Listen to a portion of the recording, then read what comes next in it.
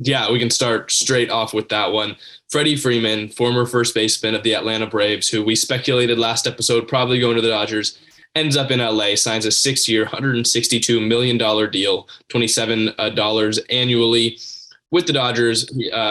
He'll play first. Muncy can move over to DH. Lux and Taylor can move a second. But either way, whichever way you want to think about it, no matter what your opinion on it, the Dodgers got a hell of a lot better. That lineup is so dangerous right now. I mean, there's just like too many guys. You're going to have Lux, he's a great player. You're going to have him coming off the bench. And Chris Taylor, who will be a starter on probably the majority of every other team. You'll have him platooning at second and left and sometimes coming off the bench. And so you look at that lineup from 1 to 9, especially with the DH now, that lineup is very dangerous. And I would not want to face that lineup come up to any time of the season for that matter. It's just really scary. I'm not looking forward to the Giants facing that lineup. It was hard enough last year. Shouldn't be. It was hard enough last year, and now you're getting Muncy back healthy. I know they had him healthy for most of the season, but you're getting him back healthy for the season. Trey Turner, I would say, is even better than Corey Seager. Freddie Freeman's better than Edwin Rios and whoever they would have had playing first base. So it's an insane lineup that I am not looking forward to having to get through in the National League and the NL West. Yeah, and I would love to see the Dodgers make another move for pitching, but I mean, that's just me wanting to be spoiled. At this point, the Dodgers, they've failed so much except for 2020, but I just want no room for error. I just want everything handed to me. How about just be happy with Freddie Freeman? A's fans have to lose everyone that they have every single year. The Yankees this offseason haven't been able to land anyone other than Josh Donaldson. So just be happy with maybe the best first baseman in baseball in this offseason. I won't be happy until there's a ring on their finger.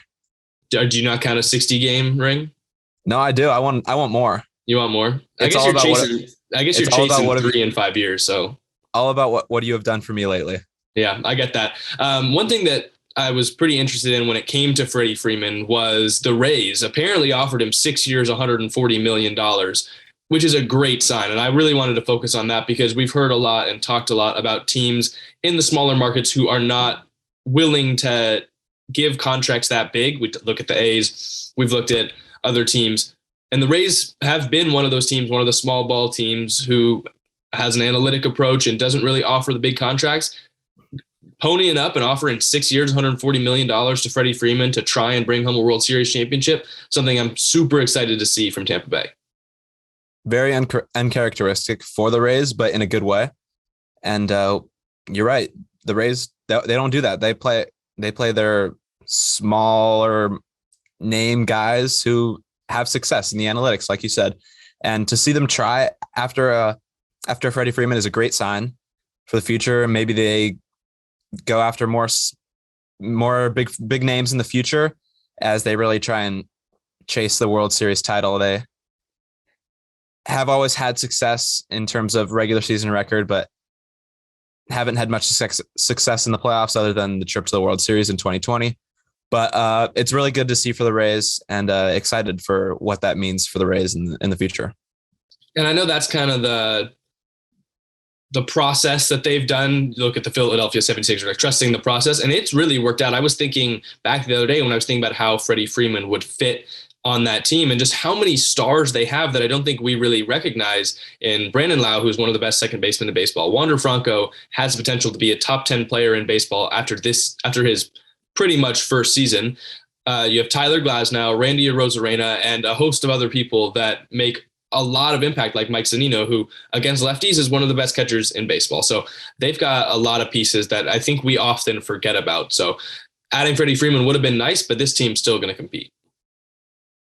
Absolutely. And it won't help that the AL East is maybe the toughest division in baseball, but the Rays, they're always going to compete. They always find a way to win. And I think it'll be AL East and the Rays will be exciting this season.